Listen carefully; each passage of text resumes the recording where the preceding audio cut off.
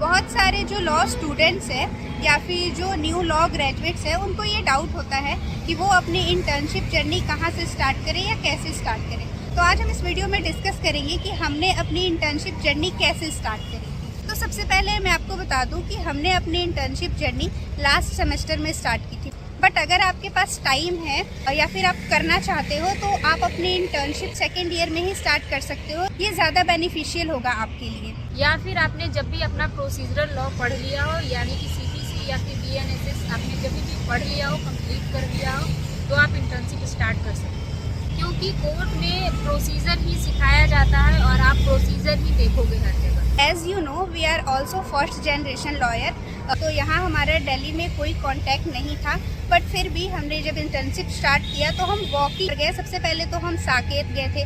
वहाँ हमने कई सारे एडवोकेट से बात की, उनसे इंटर्नशिप के लिए पूछा, बट वहाँ पे हमें इंटर्नशिप नहीं मिल पाया। उसके बाद हम 30 हज़ारी भी गए थे। हमने काफ़ी सारे एडवोकेट से जाकर बात की। तो 30 हज़ारी में भी जो एडवोकेट थे उन्होंने थोड़ा टाइम मांगा कि हम आपको इन्फॉर्म करते हैं। हमने वेट किया 1 वीक 2 वीक हमने वेट किया। आफ्टर 2 वीक हम दोबारा से गए 30 हज़ारी। दोबारा हमने कुछ डिफरेंट एडवोकेट से बात किया। तो फाइनली एक एडवोकेट हमें मिले जिनको इंटर्न की नीड थी। तो हम वहाँ पर जाने के लिए रेडी हो गए थे, बट सर ने हमें ऑप्शन दिया था क्योंकि जो हमारा एड्रेस था 30 हज़ारी हमारे लिए काफ़ी दूर पड़ता था। तो उन्होंने हमें ऑप्शन दिया कि अगर आप चाहो तो द्वारका भी आ सकते हो। तो द्वारका हमारे जो लोकेशन है उससे थोड़ा पास था। तो सर के रेफरेंस के थ्रू हमें फिर द्वारका में इंटर्नशिप मिली। तो फाइनली हमने फर्स्ट इंटर्नशिप द्वारका से स्टार्ट करा, द्वारका डिस्ट्रिक्ट कोर्ट जो कि दिल्ली में ही है। और हमने वहाँ पे 3 महीने करा इंटर्नशिप। उसके बाद हमारा फाइनल एग्ज़ाम्स आ गए थे, तो हमने अपना एग्ज़ाम को कंप्लीट करा। उसके बाद हमने किसी और सीनियर को ज्वाइन किया। उसके बाद हमने उनके पास भी इंटर्नशिप करा। फिर हमारा एनरोलमेंट हो गया। तो अब हम प्रैक्टिस भी सेम सीनियर के पास कर रहे थे जिनके पास हमने पहले इंटर्नशिप भी कर रखा था। यानी कि अब तक हमने केवल एक इंटर्नशिप चेंज किया है और सेकंड वाले के पास अभी हम कंटिन्यू हैं प्रैक्टिस में।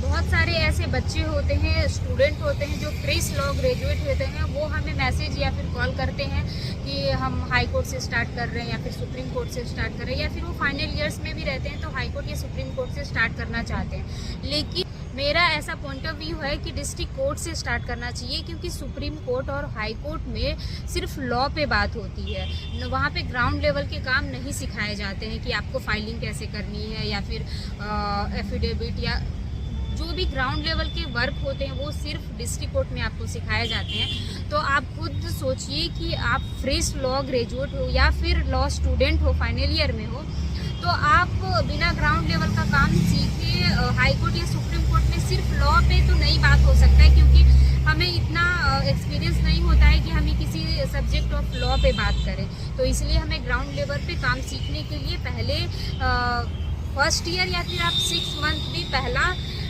डिस्ट्रिक्ट कोर्ट में कर सकते हो इंटर्नशिप। क्योंकि क्या होता है कि जो हाई कोर्ट में मैटर्स आते हैं वो तो सारे मैटर्स अपील के होते हैं, बट आप फ्रेश तो डिस्ट्रिक्ट कोर्ट में ही सीख पाओगे, क्योंकि वही मैटर आगे अपील के लिए जाते हैं हाई कोर्ट में। तो बेटर है कि डिस्ट्रिक्ट कोर्ट से सीखें।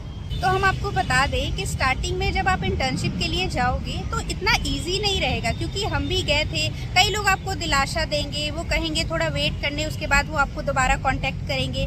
इसी चीज़ में हमने भी अपना पूरा मंथ निकाल दिया था कि हाँ, मतलब एक होप हो जाती है ना कि हाँ सर ने बोला है तो दोबारा वो हमें कांटेक्ट करेंगे। हमने वेट किया, महीने निकल जाएंगे, बट आपको कोई भी कॉल नहीं आएगा, या फिर अगर आप दोबारा कॉल करोगे भी तो आपको मना कर दिया जाएगा कि नहीं अभी तो नहीं है, बट आगे इन फ्यूचर अगर होता है तो वो आपको कांटेक्ट करेंगे। तो ऐसा नहीं है कि आपको जाते ही इंटर्नशिप मिल जाएगा, आपको वेट करना पड़ेगा, कई लोगों से बात करनी पड़ेगी। हाँ, एक जगह आप रिजेक्ट होगे, मतलब हर जगह तो नहीं, लेकिन बहुत सारे जो लॉयर हैं वो इंटरव्यू भी लेते हैं, वो आपसे प्रॉपर CV भी मांगेंगे, तो आपको अपना CV देना होता है, इंटरव्यू क्रैक करना होता है। तो ज़रूरी नहीं कि आप फर्स्ट अटैम्प्ट में क्रैक कर लो, आप कई जगह जाओगे, रिजेक्ट होगे, बट हाँ मिल तो जाएगा। ऐसा नहीं है कि बिना कॉन्टैक्ट के आपको इंटर्नशिप नहीं मिलेगा। आप सोच रहे होंगे कि फिर डायरेक्ट हम किसी से जाके कैसे बात कर सकते हैं या फिर हम डायरेक्ट किसी के चैम्बर में जाके कैसे बात कर सकते हैं।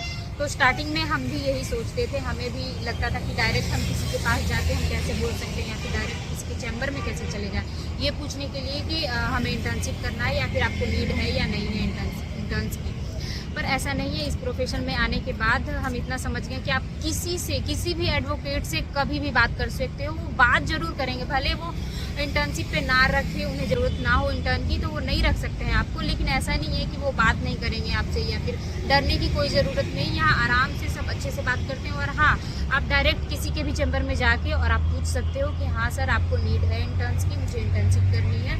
अपना कॉलेज वगैरह का नाम बता के आप पूछ सकते हो उनसे डायरेक्ट, या फिर अगर वो इंटरव्यू लेते हैं तो आप इंटरव्यू भी दे सकते हो। और हाँ, जब आप इंटर्न हो तो आप अगर सोच रहे हो कि मुझे पेड मिलेगा या अनपेड मिलेगा, तो स्टार्टिंग में आपको मिनिमम 6 मंथ आपको अनपेड ही इंटर्नशिप करनी पड़ेगी, क्योंकि स्टार्टिंग में कोई भी पे नहीं करते हैं। और सिंपल सी बात है, अगर आपको कुछ नहीं आता है, कोई सिखा रहा है तो आपको पे क्यों करेगा। स्टार्टिंग में आपको 95% एडवोकेट ऐसे हैं, मैं सबका नहीं बता सकती लेकिन अपना एक्सपीरियंस से बता रही कि 95% एडवोकेट ऐसे हैं जो कि आपको पे नहीं करेंगे। हाँ, आपका अगर इनरोलमेंट हो गया है, अगर आपको लिटिगेशन करना है तो शायद पे कर सकते हैं, पर वो भी बहुत ही मिनिमम, जिसमें आपका सिर्फ आने जाने का खर्चा निकल पाए। हाँ, और कुछ नहीं हो सकता है। हाँ, बट इनरोल होने से पहले अगर आप चाहोगे एज अ इंटर्न अगर आपको वो पे करे तो बहुत ही मुश्किल है।